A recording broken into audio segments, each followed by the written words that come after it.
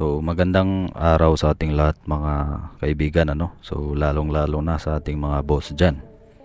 So yung previous video natin mga kaibigan, pinag-usapan natin yung dalawang klase ng mga baterya. Ito ay ang lead acid battery at ang LiPo4 battery. So ngayon naman mga kaibigan, pag-uusapan natin yung dalawang klase ng LiPo4 battery o lithium iron phosphate So ito ay ang prismatic battery at itong 32650 na lithium iron phosphate. So pareha silang LiPo4 mga kaibigan. So saan ba dito sa dalawang baterya na to na LiPo4 ay mas maganda gamitin para sa ating mga off-grid na solar power system, o di kaya kahit hindi off-grid mga kaibigan So alamin natin yung kunting kaibahan sa dalawang baterya na to. So kung saan ba yung mas swak sa ating panglasa sa ating bulsa So bago natin simulan itong video na ito mga kaibigan, disclaimer lang tayo So itong dalawang klase ng baterya na to na lithium iron phosphate or LiPo4 ay pareha nating naging experience ito mga kaibigan. So nakapagbuo na po tayo ng prismatic battery mga kaibigan na battery pack So isang beses pa lang tayo nakapag buo ng baterya na to. So samantalang ito naman si 32650 mga kaibigan na LiPo4 din ay maraming beses na tayo nakapag assemble ng ganitong klase na battery. So ito mga kaibigan ay base lamang sa aking naging kunting karanasan sa ganitong klase ng battery So hindi po ako eksperto sa ganitong larangan. So base lang din ito sa kunti nating pagre-research patungkol sa dalawang baterya na to. So ang prismatic battery mga kaibigan at ang 32650 ay parehang uri ng lithium iron phosphate o LiPo4 battery. So ang pagkakaiba lamang ay ang kanilang laki at anyo. So ang prismatic LiPo4 battery ay may forma na parang kahon at manipis na hugis na malapad sa gitna at pino sa mga gilid So ito naman ay karaniwang ginagamit sa mga aplikasyon natin na nangangailangan ng mataas na kapasidad sa isang maliit na espasyo. So tulad ng yung mga e-vehicles at syempre kasama na rin yung mga solar energy storage natin.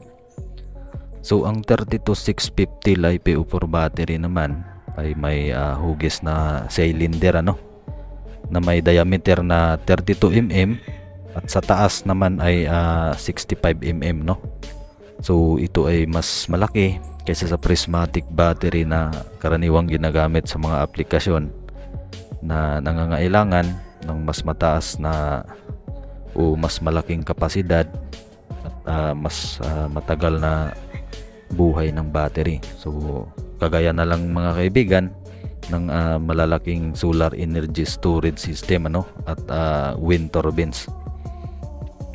So kaya depende sa inyong pangangailangan So maaari kang pumili sa pagitan ng prismatic at ang 32650 na LiPo4 battery. So kung nais mo ng mas mataas na kapasidad at mas mahabang buhay ng battery, so ang 32650 LiPo4 ay mayroong mas angkop para sa iyo So ngunit kailangan mo ng isang mas maliit na battery na may mataas na kapasidad. So ang prismatic LiPo4, so maaari itong mas angkop sa iyong pangangailangan. So mayroon ding ibang pagkakaiba sa pagitan ng prismatic battery at ang 32650 na LiPo4 battery. So bukod sa kanilang anyo at laki So ang prismatic battery ay karaniwang mas mahal kaysa sa 32650 battery dahil sa mas mataas na presyo ng mga materyales at mas mataas na gastos sa pag ano nito mga kaibigan, ano, so paggawa. So mas mahal talaga yung mga materials na ginagawa sa prismatic. So bukod dito, dahil sa manipis na hugis ng prismatic, mas madali itong mag-overheat kaysa sa 32650 na battery. So sa kabilang banda naman mga boss, so ang 32650 battery ay karaniwang mas mabigat kaysa sa prismatic na mga battery dahil sa kanilang hugis na cylinder. So gayon pa man mga kaibigan, dahil sa mas malaking laki nito mga kaibigan, mas madali itong mag-dissipate ng init kaysa sa prismatic battery, kaya hindi ito ganon ka-apektado ng overheat, ano. So kung gagamitin mo ang mga battery na ito para sa isang aplikasyon na nangangailangan ng mas malaking kapasidad at mas matagal na buhay, so ang 32650 battery ay maaaring mas angkop para sa iyo, ano. So ngunit kung kailangan mo ng isang mas maliit na battery na may mataas na kapasidad at maganda din ang tinatawag natin na thermal management, so si prismatic mga kaibigan ay maaaring mas angkop naman sa iyo, no. So depende sa inyong pangangailangan. So itong dalawang battery na to mga kaibigan ay parehang LiPo4, so parehang maganda. So ang isa pang mahalagang pagkakaiba sa pagitan ng prismatic at ang 32650 LiPo4 battery ay ang kanilang pagkakabit sa mga electronic circuit, ano. So ang prismatic battery ay karaniwang mayroong dalawang terminal sa kahit anong dulo ng kahon, samantalang si 32650 battery naman ay isang terminal sa bawat dulo ng cylinder. So magkakaiba sila mga kaibigan. Dahil sa kanilang pagkakaiba sa mga terminal, so maaaring magkaiba rin ang kanilang mga connection at protection sa pag-charge natin dito mga kaibigan. So pag-charge at pag-discharge. So kaya kung ikaw ay nagbabalak na gumamit ng isa sa mga battery na ito, kailangan mong tiyaking ang iyong pagpili ay naaayon sa iyong pangangailangan at syempre yung kasanayan na rin sa mga electronic circuits, ano. So isa pang mga aspeto mga kaibigan na dapat isaalang-alang sa pagpili ng LiPo4 battery ay ang kanilang life cycle. So o bilang ng mga pag-charge at discharge na maaaring gawin sa battery bago ito mag-degrade, ano, o magpakaba. So hindi ho lahat ng LiPo4 battery pala mga kaibigan ay pareha ng buhay, ano. So mayroong ibang mga manufacturer na magkaiba.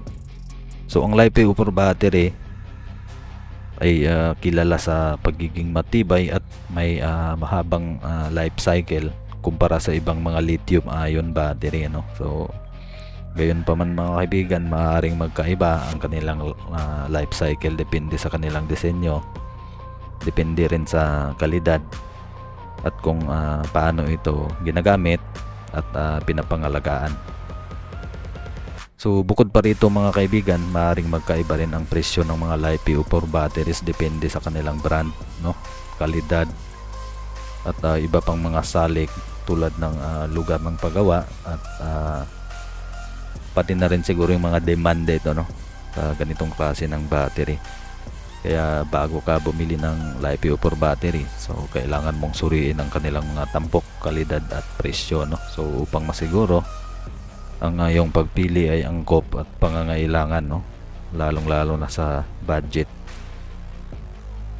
So mga kaibigan, no, at saka sa mga boss natin, so saan ba ang mas maganda gamitin sa mga battery na ito para sa ating mga solar system? So kung magpaplano ka ng solar power system, magandang maghanap ng LiPo4 battery na may mataas na life cycle, ano. So magandang thermal management at tamang kapasidad na kayang magbigay ng sapat ng energy para sa iyong mga needs, ano.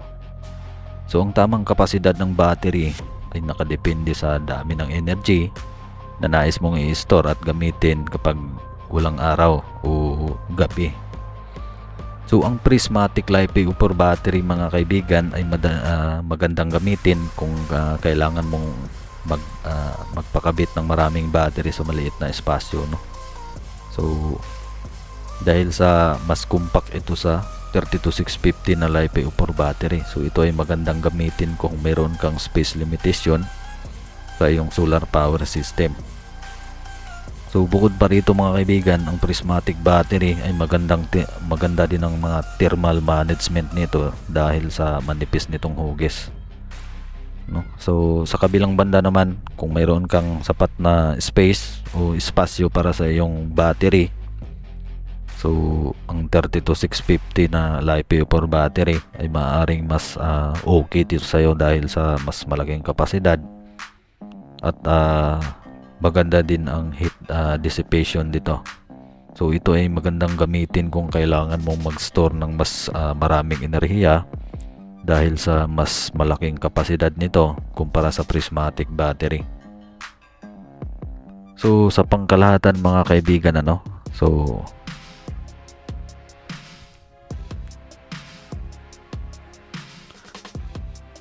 si prismatic battery mga kaibigan, so mas maganda siyang gamitin kung nilagay mo sa medyo mas maliit na kahon, so hindi kagaya ng LiPo4.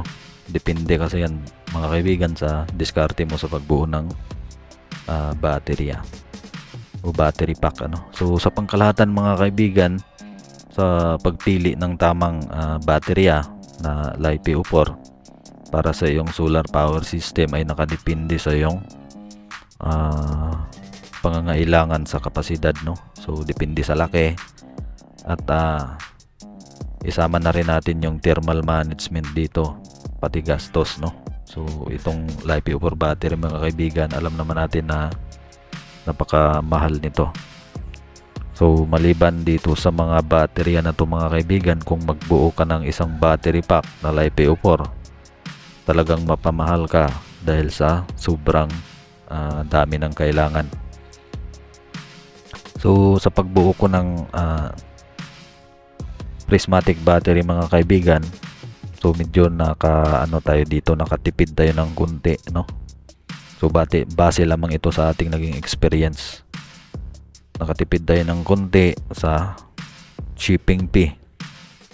So dito sa 32650 mga kaibigan na battery, so medyo napalaki yung gastos natin dito sa parihang kapasidad, dahil sa sobrang dami ng kailangan natin na bilhin sa online, so isa sa mga nagpalaki sa presyo ng pagbuo ko ng 32650 na mga battery mga kaibigan ay ang shipping fee.